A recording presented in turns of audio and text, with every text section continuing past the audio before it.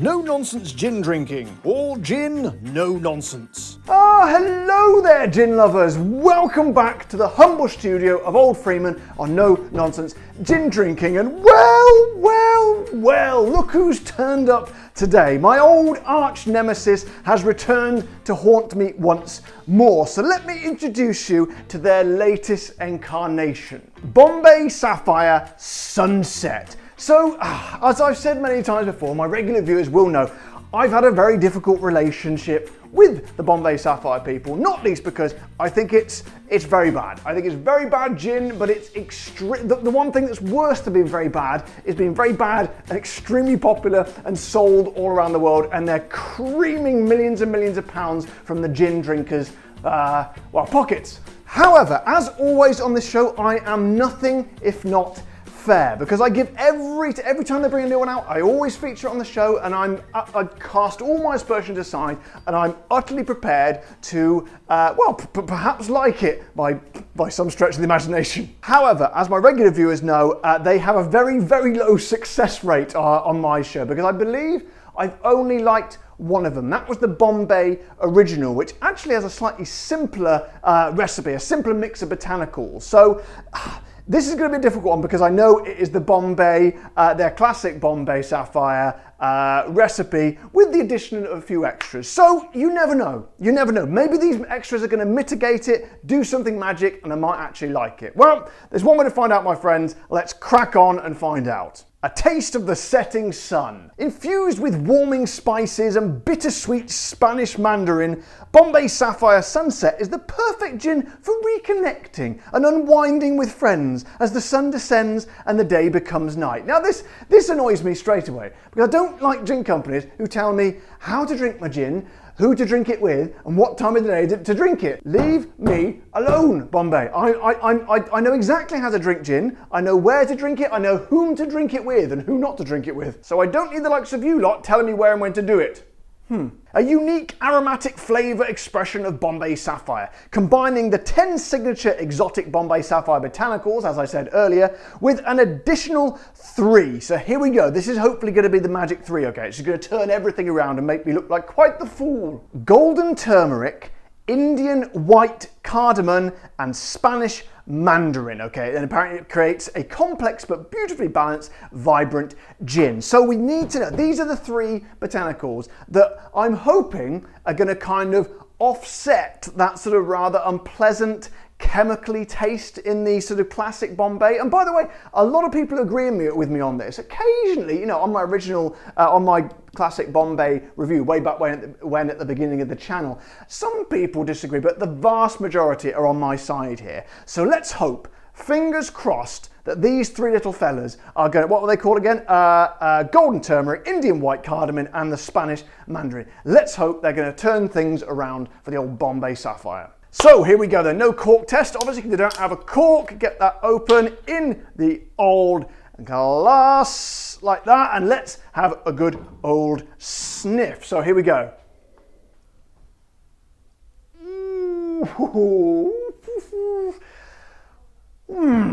I must say,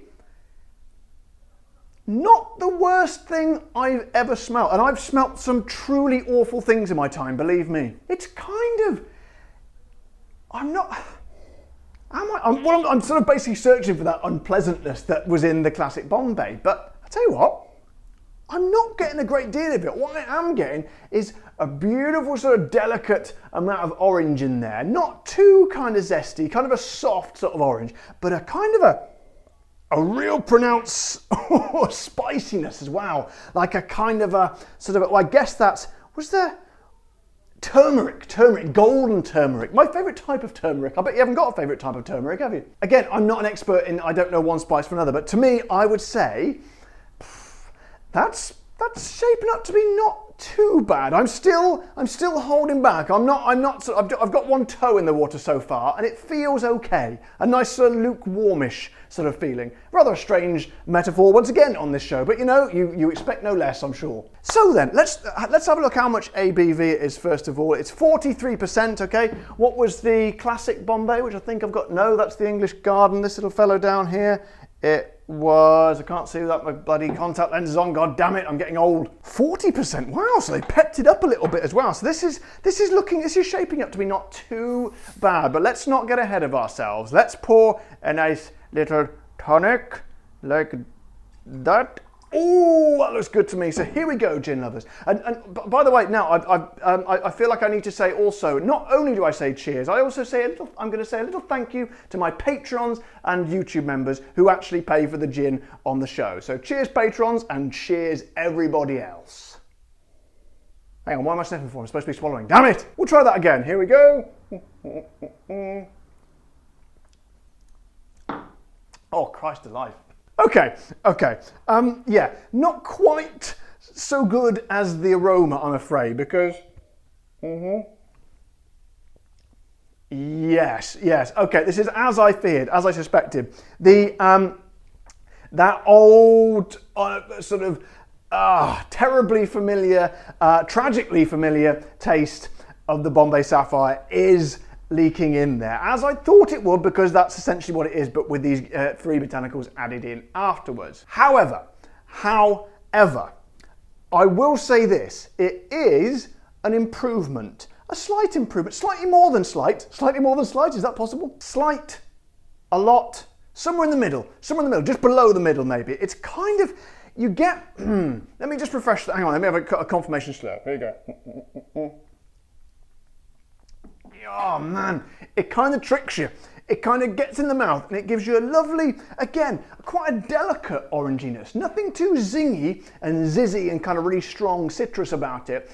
Kind of a soft, a wallowing, wafting kind of oranginess, which is, it's not unpleasant. However, immediately sort of piercing this kind of delicate orangey fog is that sharp, nasty, chemically kind of essence, almost kind of metallicness that you get for the Bombay Sapphire. It pierces it and the fog sort of disperses almost immediately, and you're left with the Bombay, the classic Bombay unpleasantness, unfortunately. There is this kind of, again, as with the aroma, there is a kind of a much more warming kind of spice in there, which is great in gins usually, really, really nice, but it has to be used. It's such a powerful kind of flavour. That sort of thing has to be balanced very, very expertly, so it's kind of in harmony with the other flavours. And unfortunately, Bombay don't really seem to be doing it here, if I'm absolutely honest. It feels kind of unbalanced. It's kind of up there, it's down there, it's up there again, and I just think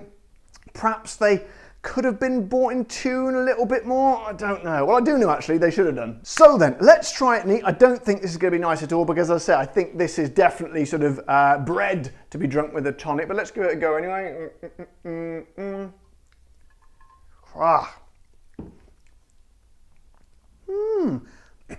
The juniper definitely is coming through more now, which is weird because it usually gets released in the tonic. Bit of a puff of juniper in there, but basically essentially same with what I just said.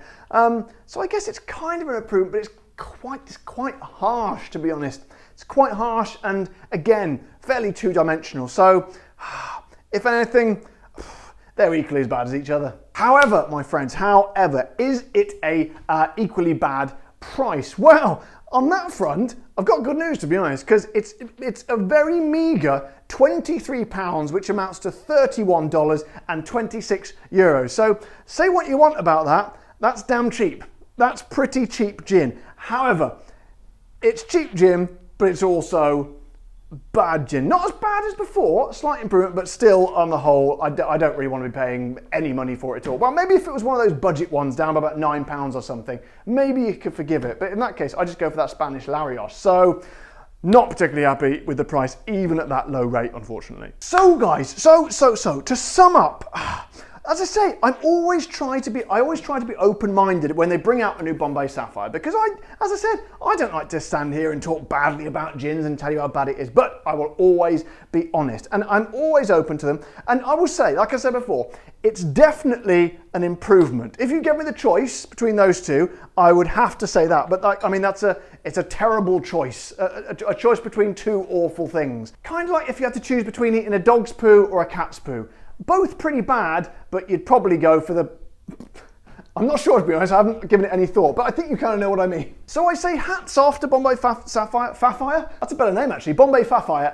Hats off to Bombay Sapphire. I admire you trying new things. I like that you're going out in different directions, but as I said before, I think you're going out in these directions, but the foundation of your journey was bad in the first place. Go back to the drawing board, start again, make something brilliant, because I believe you can do it. I believe in you, Bombay Sapphire. I believe in you. And of course, if you believe in me after watching this video, then don't forget to subscribe to my channel if you haven't already. Press the old like button on the video and the bell icon so you get notified when the new videos come out. And of course, if you want to support the show and help me to fix my leaky roof because the winter is coming, head over to my Patreon page or indeed press the little button below this video to join my YouTube members. But until next time, guys, you all know the drill. Take care, stay safe. Thank you to all my patrons and wonderful members, and of course, keep drinking the gin.